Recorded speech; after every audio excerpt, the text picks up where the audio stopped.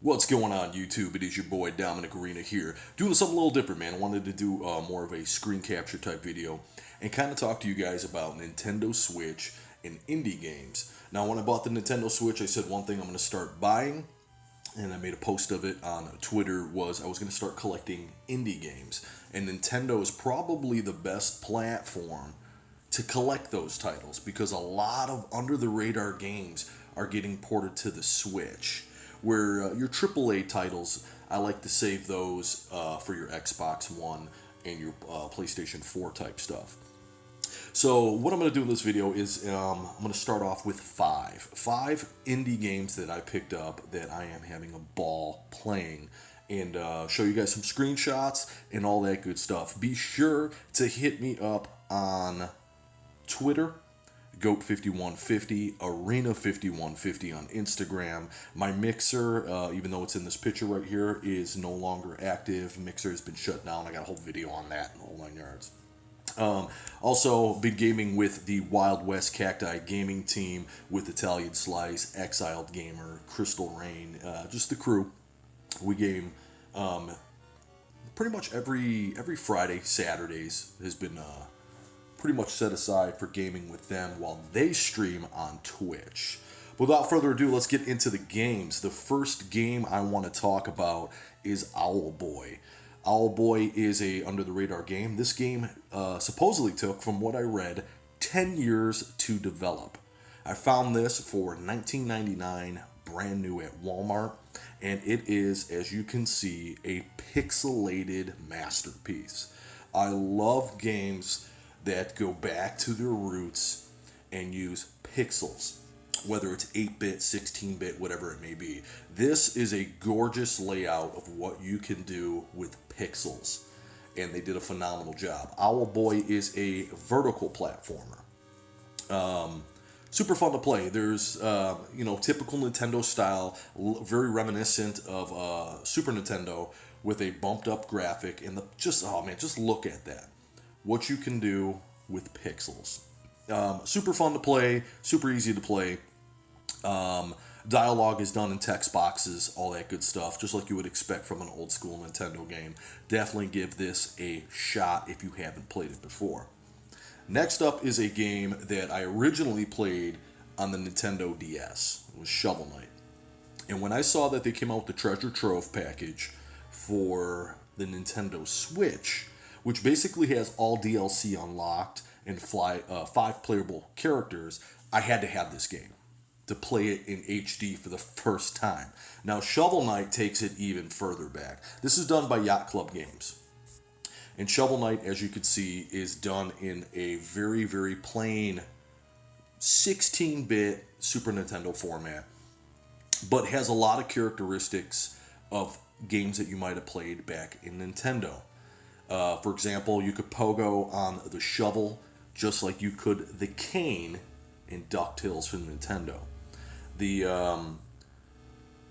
art style kind of reminds me a little bit of the original Castlevania meets Mega Man. And Mega Man is a great example because as you defeat bosses and you progress through the game, you start unlocking their power-ups. You can work your way to the village and cash in your gold and your gems to buy more health, to buy different weaponry and magic. So it has a little bit of a craft aspect to it in a way. This image right here totally reminds me of something you might have seen in Mega Man, where you get just a big room right here and you fight a boss. Super fun to play. It's got a little bit of humor to it, some of the dialogue that goes back and forth, but it definitely a throwback to those NES, Super NES days, and a ton of fun. Now, this wasn't a budget title. I picked this up for $39.99. When it comes to Switch games, that's the most I will spend on a game, is $39.99. Spending $60 is a little bit too rich for my blood, so I try to buy stuff around the $19 price mark, if I could find it. Next up on on the list is a game that actually came from the UK that I ordered online, and I'm glad I did. It is Slain Back from Hell. This is another pixelated game. with a lot of, I guess you would say, influence from Castlevania. So this screenshot here is him actually headbanging. And let's see if I can zoom in on it. Being a still, you can't tell, but you can see he's headbanging right there. Total blood and gore. Again, another throwback to Super Nintendo days. Platforming style, power-ups, the whole 9 yards. The soundtrack is amazing on this game. It's actually done from an ex-member of Celtic Frost. And I had the pleasure of seeing Celtic Frost open up for Typo Negative back in 2007. So I saw that, and it's just a metal game. Blood, gore, in an old school... There he is again, here we go. You get the wolf in it, the whole 9 yards. It's a super cool game and definitely worth out checking if you like that Castlevania, that Metroidvania style games with a lot of hints towards the Bloodstain type games with less of the anime and more metal to it. So super cool game to check out. This game here, I recently just got my sister and my wife to play, Killer Queen Black. And what drew me to this game when I saw it on the Nintendo Switch for $19.99, brand new at Walmart, they had 5 copies sitting on the shelves, was the arcade. I played this in the arcade years ago. I want to say about 5 to 7 years ago, I want to say. Over at Tilt Studios Arcade, and I actually saw one at a Dave & Buster's. When I saw it ported for the Switch, I was very interested in it to see how it would play in single player mode. But where this game shines is playing with the console docked on your TV and 4 of you tag teaming it. You could do up to 4 players in couch co-op. You could do 8 players if you decide to play online. So basically what it is an arcade game. It's 2 teams of 4. You have 3 workers and you have a queen.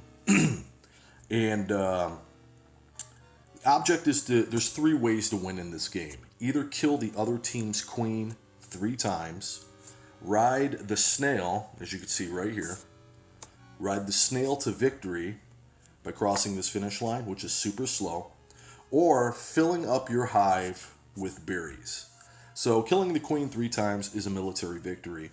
Riding the snail to the finish line is a snail victory, and if you could fill all the berries up, it's an economic win. Meanwhile, the other team's trying to kill you. It's very fast-paced, and games could be over in 3 minutes. But don't let that stop you. It's frustrating in the beginning to find out the mechanics of the game. One thing I don't like is you can't customize the workers enough. So if you're on the blue team, you're blue, and if you're on the gold team, you're gold. All you could do is slightly change their t-shirt or their upper torso to have like a checkered shirt, a striped shirt, or like this He-Man style crossbelt. When there's a lot going on the screen, it's sometimes hard to find your character, especially if you fall through the map. But it's extremely fun, fast-paced, and it's extremely fun. It's addictive. I got my sister hooked on it. I got my wife hooked on it and everything. We must have played last night for a good 3 hours solid. So definitely worth the checkout for $19.99. Not to mention, it comes with Joy-Con skins in the box, which is at least a $9 value right there. Last up is a game I bought on a whim because it was $19.99, brand new, and I recognized the franchise, the Jionni Sisters. Now, back in the day, I want to say back in the Commodore 64 days, the Jionni Sisters actually got sued by Nintendo for basically ripping off the original Mario Brothers. It was so similar that Nintendo sued them and they won. They're back in a whole new game that is a ton of fun. I just beat this game the other day. I'm glad I dedicated the time. It is not a long game, maybe 10 hours if you decide to do everything including the bonus levels. And basically what Jionni Sisters is it's a platform, but it's a challenging platform. Some of the levels I found myself flying through it.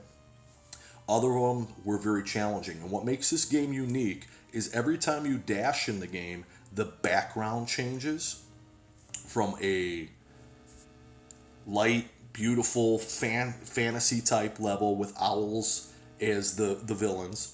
When you dash in the game, in a blink of an eye, it goes to a dark zone where the owls turn into these like little demons.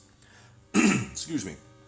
But it is actually, you have to do this strategically in a way. You have to do this on purpose, because every time you dash and you change the background of the game, a platform may appear that wasn't there before, but the one that you were currently on would disappear in the normal world. So you have to plan your jumps, and it's all timing based in order to proceed through the level.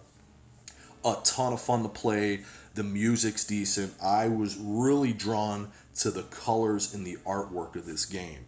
It's beautiful. It just jumps off the screen. I really enjoyed this game. This particular package, which is called, I'll show you here, the Ultimate Edition, actually came with 4 bonus levels that must have been previously locked in the first generation. I'm not sure. But there's 2 Halloween levels, and there's 2 Christmas levels that are, it's just a single level. You don't have to go through the whole world to beat it. Each world is 10 levels. But just a single level, but it's extra long and it's themed. The Halloween levels were just breathtaking. Just, they looked gorgeous. I really dug it. But that's it. Those are 5 indie titles that I picked up that were budget friendly. Except for Shovel Knight. Shovel Knight being $40 is a little high, but I definitely recommend that game, especially for the fact that I enjoyed it so much on the DS. Playing it in 720p was a breath of fresh air, and glad I got it with all the unlocked DLC and the 5 playable characters and all the extra levels and that good stuff. So $40, I'm not pissed about that at all. But that's it. I just wanted to show you guys 5 indie games that are budget friendly that you should check out for the Nintendo Switch. And I'm going to do another video too with another 5 indie games as my collection grows. But this is what I've picked up recently and wanted to share it with you guys.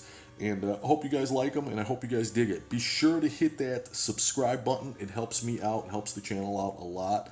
And like I said earlier, hit me up on Instagram and Twitter. I will also have those handles in the description below. But that's it. Until then, peace and hair grease.